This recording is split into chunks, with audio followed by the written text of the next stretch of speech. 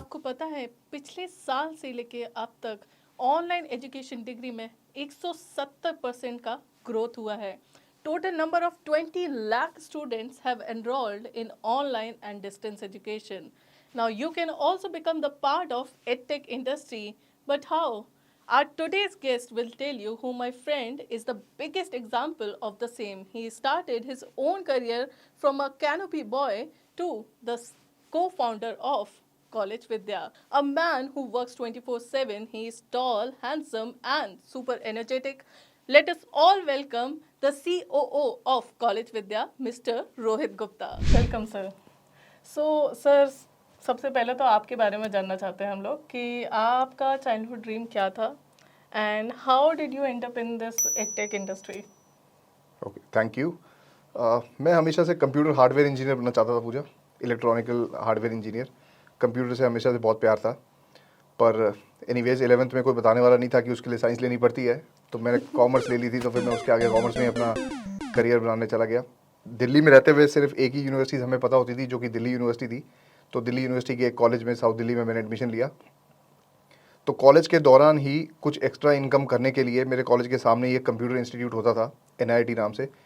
तो मैं वहाँ पे जाके मैंने एक इंटर्नशिप, एक जॉब कर ली, जिसके अंदर कि मुझे एक कैनोपी, एक तंबू टाइप का लगाना होता था अलग अलग कॉलेजेस के आगे, और उनके पैम्फलेट्स बांटने होते थे सारे कॉलेजेस के बच्चों के, जिसके कि मुझे उस समय शायद 500 रुपये पर वीक के मिलते थे।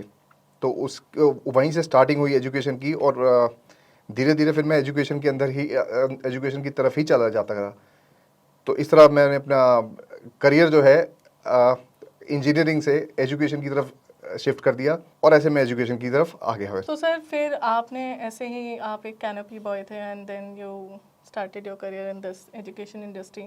तो जब आपने अपना करियर स्टार्ट करा तब से लेके अब तक आपको क्या लगता है कि एजुकेशन इंडस्ट्री कितना चेंज हुई है?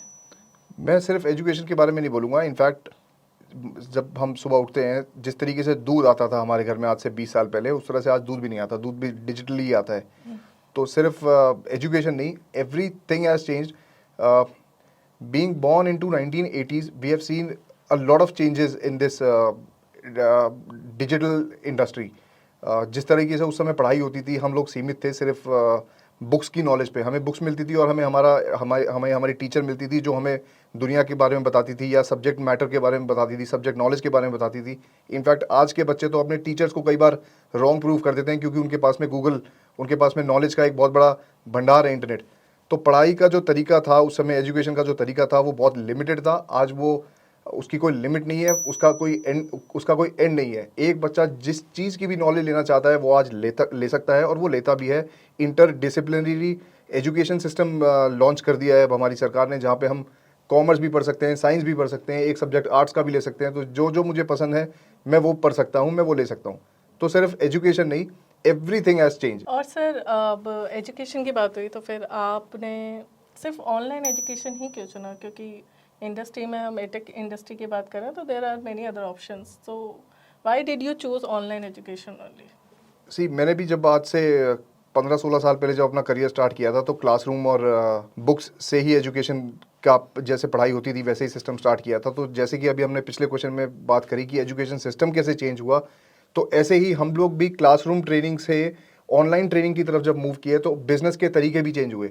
जितनी भी यूनिवर्सिटीज़ थी उस समय वो क्लासरूम के अंदर ही स्थित थी। आज यूनिवर्सिटीज़ बाहर भी निकली हैं। आज ऑनलाइन यूनिवर्सिटीज़ के पास में सिर्फ इंडियन मार्केट नहीं, वो वर्ल्ड में कहीं भी एजुकेशन दे सकती हैं। तो हमने भी अपना जब बिजनेस स्टार्ट किया, तो पेन पेपर से स्टार्ट करके आज हम ऑनलाइन पे आ गए। तो इसीलिए ऑनलाइन को चूज़ किया, क्योंकि अब जो रेवोल्यूशन है, अब जो आने वाला फ्यूचर है, वो सिर्फ ऑनलाइन एजुकेशन ही है। ऑनलाइन एजुकेशन के अलावा क्लासरूम ट्रेनिंग भी रहेगा, हमेशा रहेगा, बट उसकी लिमिट है, वो हमेशा एक लिमिटेड रहेगा।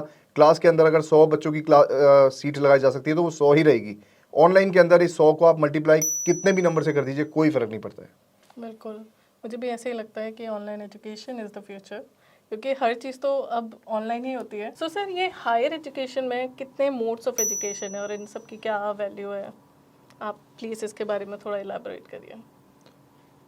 ऑनलाइन हायर डिग्री एजुकेशन में 3 तरीके की एजुकेशन होती है जो हमारी कंट्री में है, which is regular, open learning and online learning.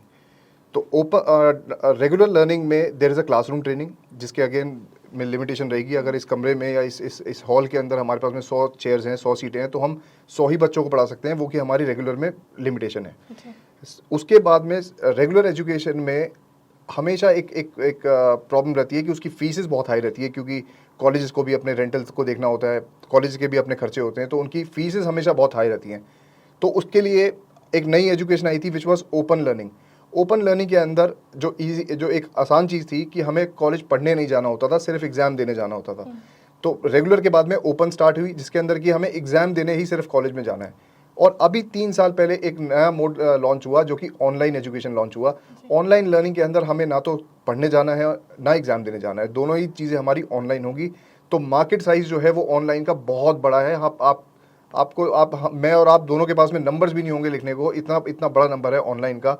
In fact the market is not only in India, it is abroad also.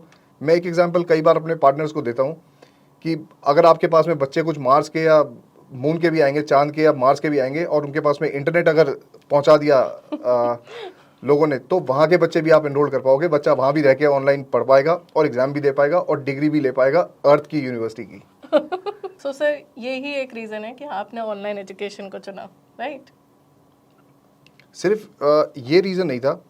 जब मैंने देखा कि मार्केट में रेगुलर में भी काम होता है, ओपन में भी होता है, ऑनलाइन में भी होता है, पर रेगुलर में ऑलरेडी बहुत बड़ी भीड़ थी, बहुत सारे पोर्टल्स थे, बहुत सारे एडटेक थे जो रेगुलर को देख रहे थे और ओपन को भी देख रहे थे। ऑनलाइन का मार्केट ऐसा था जो अभी किसी से समझ ही नहीं आ रहा था कि ऑनलाइन में भी क्या होगा, कैसे होगा। तो हमें लगा कि रेस के अंदर सबसे पहले हम भागना स्टार्ट करते हैं तो पीछे पीछे लोग आएंगे। तो अगेन हम लोग ने देखी कि वो रेस में भी कोई भी नहीं था स्टार्टिंग में हमारे साथ में, तो हम अकेले ही चले गए उसमें। हमने रिसर्च करी और फिर एक ऑनलाइन पोर्टल हमने बनाने की कोशिश करी कि जहाँ पे हमने सारी ऑनलाइन यूनिवर्सिटीज़ को लिस्ट किया, basis on their approvals, basis on their fees, basis on their reviews. तो वहीं से हम लोग ने इसको स्टार्ट किया कि ऑनलाइन एजुकेशन में ही काम करते हैं अपन, जहाँ पे अभी कोई भी नहीं है, भीड़ का पार्ट नहीं बनते, और एक नई शुरुआत करते हैं, एक नई इंडस्ट्री की शुरुआत करते हैं इस लाइन में। और ये बिल्कुल फैक्ट है, क्योंकि कुछ साल पहले तक कभी किसी ने सोचा भी नहीं था कि ऑनलाइन में एजुकेशन भी हो सकती है। So may be this is the reason कि लोगों ने इतना ज़्यादा इसके तरफ नहीं देखा, and you grab the opportunity. और लोगों ने इसको इनवाइट किया। मतलब जब ये इंट्रोड्यूस हुआ, तो अगर आप फिगर्स देखोगे जो लास्ट ईयर थे फिगर्स ऑनलाइन एजुकेशन में एनरोलमेंट्स के, which was increase by 170% in 2022 academic year. तो ये नंबर्स भी हमें दिखाते हैं कि ऑनलाइन एजुकेशन एक बहुत बड़ा मार्केट बनने वाला है, बहुत बड़ा साइज है इसका इंडिया में। और सर, स्टूडेंट्स के मन में ना ये ऑनलाइन और रेगुलर को लेके स्टूडेंट्स खुद ही बैटल करने लगते हैं, नहीं रेगुलर अच्छी है, नहीं ऑनलाइन अच्छी है। So what do you think, मतलब आप क्या सजेस्ट करते हैं इसको लेके? देखिए, पहले तो आखिरी ऑब्जेक्टिव पर आते हैं कि दोनों ही करने से हमें मिलेगा क्या। दोनों ही करने से हमें डिग्री मिलेगी, विच इज़ टेक्निकली बराबर, दोनों बराबर है। रेगुलर से ली हुई डिग्री भी बराबर है, ऑनलाइन मोड से ली हुई बराबर है। मैं इसमें अपना एक एग्जांपल देना चाहता हूँ जो हमेशा मेरे साथ होता है। मैं स्कूल के अंदर फर्स्ट पीरियड में हमेशा सोता था, मुझसे पढ़ाई नहीं होती थी फर्स्ट पीरियड के अंदर। इनफैक्ट कभी कभी सेकंड पीरियड का हाफ भी हो जाता था। और यही अगर मेरा क्लासरूम दोपहर में स्टार्ट होता, अगर मेरी क्लासेस दोपहर में स्टार्ट होती तो मेरे लिए बहुत अच्छा था, या इवनिंग में होती। तो ऑनलाइन के अंदर सबसे अच्छी जो बात है कि आप अपने कंफर्टेबल टाइम पे पढ़िए। अगर आप दिन में जॉब कर रहे हैं तो रात में पढ़िए, अगर आप रात में जॉब कर रहे हैं तो दिन में पढ़िए। जब आपको लगता है कि आप फोकस होकर पढ़ सकते हैं, आप तभी अपनी क्लासेस स्टार्ट करिए और तभी आप अपनी वो एजुकेशन को ग्रैब करिए, तभी अपनी उस नॉलेज को आप ग्रैब करिए। टैगलाइन है that education for real Bharat. इसका क्या मोटो है सर? देखिए, एक बहुत बड़ी प्रॉब्लम है जो हमारी कंट्री फेस करती है कि हमारे यहाँ पे जॉब्स नहीं है। हम बोलते हैं, मैं बोलता हूँ जॉब्स हैं पर स्किल्ड मैन पावर नहीं है। रेगुलर कॉलेजेस के अंदर सीटों के कारण इतना बड़ा कंपटीशन है कि हमारे पास में बच्चा जो पढ़ना चाहता है वो लेट से 1 लाख है, पर जो सीटें अवेलेबल हैं वो सिर्फ 10,000 हैं। तो जो ये 90,000 बच्चा नहीं पढ़ पाता, कॉलेज में रेगुलर एजुकेशन नहीं लेने जा पाता, वो लोकल कोई भी कॉलेज चूज़ कर लेता है जिसको उसके बारे में पता भी नहीं होता कि ये मुझे क्या पढ़ाएगा, यहाँ पे कौन फैकल्टी है। पर आज ऑनलाइन के थ्रू हम लोग बेस्ट यूनिवर्सिटी चूज़ कर सकते हैं, बेस्ट यूनिवर्सिटी का नॉलेज बैंक का पार्ट हो सकते हैं। मैं दिल्ली में रह के आज बॉम्बे की बेस्ट यूनिवर्सिटी से पढ़ सकता हूँ। तो कॉलेज विद्या के थ्रू मुझे अपने इस सपने को देश के हर कोने तक पहुंचाना है, और राइट टू इन्फॉर्मेशन की नॉलेज यानी कि फ्रीडम होनी चाहिए हर बच्चे के पास में।